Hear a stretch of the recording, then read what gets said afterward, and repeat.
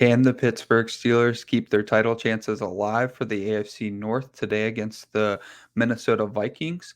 That and more today on the Run the Sims podcast. I'm your host, Adam Wilde, and the Pittsburgh Steelers are heading to Minnesota with a 43.5 point over under. Minnesota is actually favored by 3.5 in this game. We've got a pretty clean bill of health for the Pittsburgh Steelers. The only thing is Eric Ebron's still on the IR, so that we're going to get a ton of Pat Freiermuth. His price reflects that 6,600. It continues to go up from that one huge game he had a couple of showdown slates ago. But he's still a reasonable play at 37% ownership. So down here to the Minnesota Vikings, this has been huge. All over Twitter. If you've logged into Twitter, you've seen the conversation about Dalvin Cook. So Adam Thielen, we know for a fact, is going to be out. Dalvin Cook, however, was being projected out. Now he's being projected in the lineup. So what do you do with Dalvin Cook and Alexander Mattison now? Dalvin Cook 11 days ago dislocated his shoulder and appears to be playing now. So let's go ahead and share my screen and get into it. So we've got our optimal results with Kirk Cousins appearing in 50% in the flex, 8.2% at captain for the Sims, but his ownership 60% and 8%. Let me include Justin Jefferson into the conversation. He's 37% in the flex, 20% captain, but his projected ownership is 55% and 18%. So with Justin Jefferson's egregious ownership because Adam Thielen is injured, you're going to see Kirk Cousins' ownership elevated, especially with people not very excited to play Ben Roethlisberger.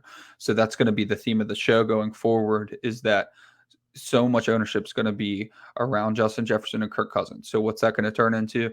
More ownership around KJ Osborn, more ownership around Tyler Conklin, because they're going to want to stack more Minnesota Vikings with their quarterback, with Kirk Cousins. So Justin Jefferson's ownership turns into Kirk Cousins' ownership, which turns into cheap Viking ownership with KJ Osborn, Tyler Conklin. And now you end up with the field playing a ton of 4x2 Minnesota. So that tells me going forward, we're going to try to figure out if we can get some viable 4x2s with the Pittsburgh Steelers. And that'll come when we look at our custom lineups, because this plays into it too. Najee Harris's sim appearances is 42% in the flex, 14% at captain. However, his ownership is 26% in the flex, 15% at captain. So Najee Harris's ownership suppressed, even though he's an amazing play, because so many people and so many lineups are going to end up around 4x2 Minnesota or even 5x1 Minnesota, because everyone's going to play Dionte as well. So then you have Ben Roethlisberger, another player not many people are excited to play. 45% in the flex for us, 6.5% in captain, but his ownership is projected 31%, 4% in captain. So then you get down to Dionte Johnson. His ownership is 32%, 16% in the captain. He's appearing in 33% with 13% at captain. So right around on par. Now we're down to KJ Osborn and Tyler Conklin, two really important plays if you're going to go 4x2 with the Vikings. So many lineups are going to have Kirk Cousins, Justin Jefferson, KJ Osborn, Tyler Conklin, which means we're going to need to try to find other receivers in that offense that we like. So KJ Osborn is going to be 29% in the flex, 7% in the captain for the simulations, and then his projected ownership's 31% and 8%. Tyler Conklin's 33% flex, 0% captain projected, but he's appearing 30% in the flex in the simulations and 5.6 in the captain. I was thinking that Tyler Conklin was going to be a great captain play going into the slate too, because people are naturally going to insert KJ Osborn for Adam Thielen. So he's going to get pretty much the same ownership Thielen would at his lower cost. And then, of course, Justin Jefferson and Kirk Cousins are going to warrant captain ownership. So I thought that Tyler Conklin would get none. So I like him at captain today. Chase Claypool goes overlooked often. I mean, his ownership projections 33%, 6% at captain. I think it'll come in less than that. And his flex appearance is 25%. His captain appearance is 7.4%. So D.D. Westbrook's one of those players that you need to try to hit on if you're going to go away from the chalk Vikings plays for that passing offense. D.D. Westbrook's only 2,200. His flex ownership is 29%. His captain ownership is 0. His flex appearance is 29%, and his captain appearance is 2.2. Pat Freiermuth's flex ownership 37 and 4% the captain.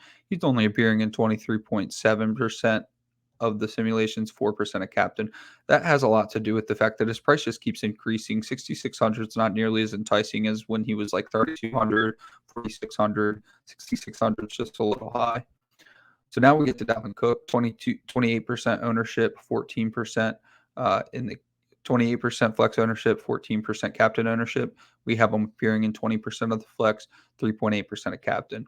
So his ownership, I actually can't stand it. That's terrible ownership for us as lineup builders because that's too high to really be worth fading him. It's kind of too low to be worth playing him. So you're not going to gain any leverage by playing him or fading him really. So it's kind of scary because he could have a Dalvin Cook game for 30. It is a dislocated shoulder, not a knee or something like that. So it's my understanding from people who actually know what they're talking about that it's going to be a pain tolerance issue. I don't know how well Dalvin Cook is going to tolerate pain, so I don't know how well he is going to do. I don't know how much the team's going to expect out of him or if the team's going to have him play any snaps at all. So I can't necessarily recommend fully fading him when his ownership's under 30%. If his ownership was a little higher, it would be very easy to fade him. If his ownership was a little lower, it'd be very easy to tell you to play him.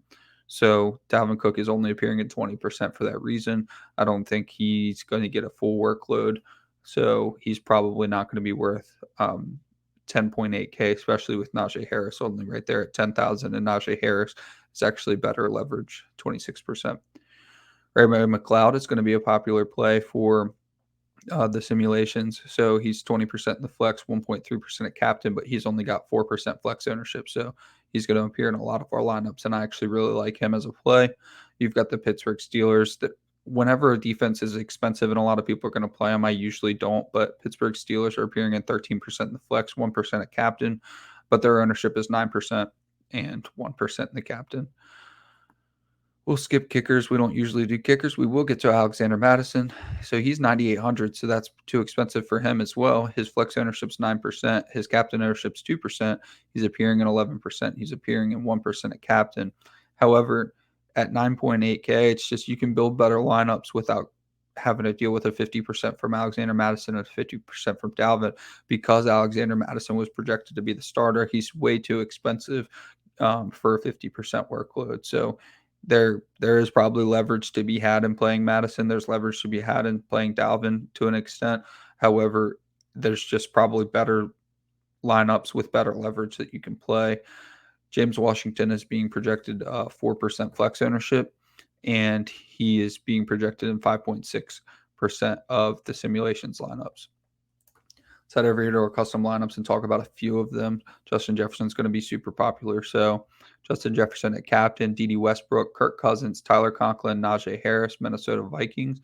I don't hate it because the Minnesota Vikings are a solid play when there's going to be a high-end defense on the slate. I like to go with the other defense because it takes even more ownership than it probably should away from them. So I don't mind that 5x1 at all, and I don't mind playing Dede Westbrook. Let's go down another one. So this is pretty much the same lineup, but with Dionte instead of Najee. So it's going to be Justin Jefferson, Dionte Johnson, Kirk Cousins, Dede Westbrook, Minnesota Vikings, and Tyler Conklin. So we'll get away from some of the Justin Jefferson lineups. So many of the lineups are going to be Justin Jefferson at captain, and he's probably going to be the highest owned captain, so that makes it pretty difficult. Next is going to be a Najee Harris lineup. This one I really love. So remember earlier in the show, I wanted to try to find 4x2s with the Steelers that made sense for fading some of these players like Justin Jefferson maybe, or these two running backs for the Vikings. So we've got Najee Harris at captain, Ben Roethlisberger, Dede Westbrook, Ray McLeod, Dionte Johnson, Kirk Cousins. Love it. This is a perfect lineup.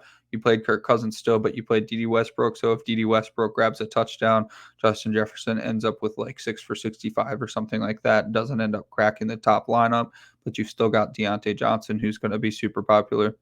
Absolutely love that lineup.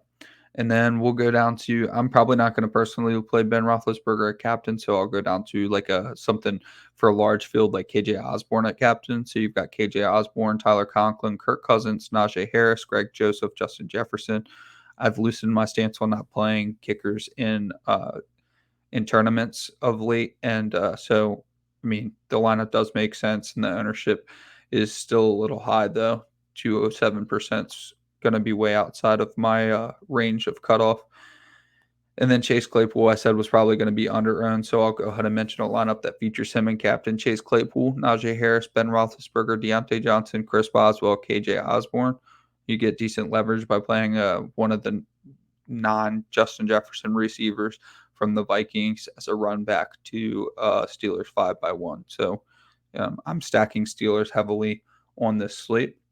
Lastly, let's jump into projections. Justin Jefferson projected 21.7, Kirk Cousins 20, Najee Harris 19.3, Dionte Johnson 18.2, Ben Roethlisberger 17.2. So you can see how close knit those top five are. That's actually really refreshing. That means that you can get off some ownership. You can get off some of this Justin Jefferson ownership because from a point per dollar standpoint, the next four plays are all just as good as Justin Jefferson. So, Justin Jefferson's 11,000 compared to Kirk Cousins 10-4, Najee 10, Dionte Johnson 10-2, Ben Roethlisberger 9.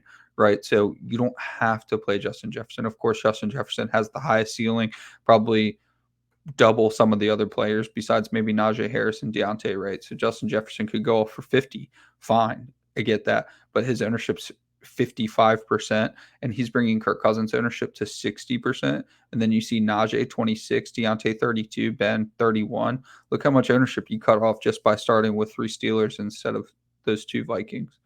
So then you've got Dalvin Cook at 10.8K, but he's being projected only 14.3 points, 12.2 points for Chase, 11.5 for Tyler Conklin, KJ Osborn 11.2, Pat Freiermuth 10.5. So you see these Steelers from a point per dollar player aren't bad either.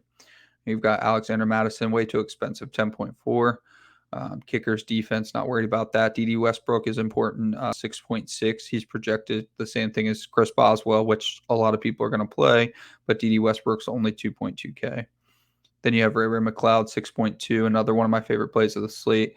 James Washington, only 4.1, way too expensive. That's why his ownership's so low. He could always go for a big one, but I would rather play Ray McLeod. And then Zach Gentry at 2,600. Not really worth mentioning. Chris Herndon, not really worth mentioning. I mean, they're fine punts. Chris Herndon, you could punt at 2,200. He's probably the best sub 1,000 play of the slate if you want to go there.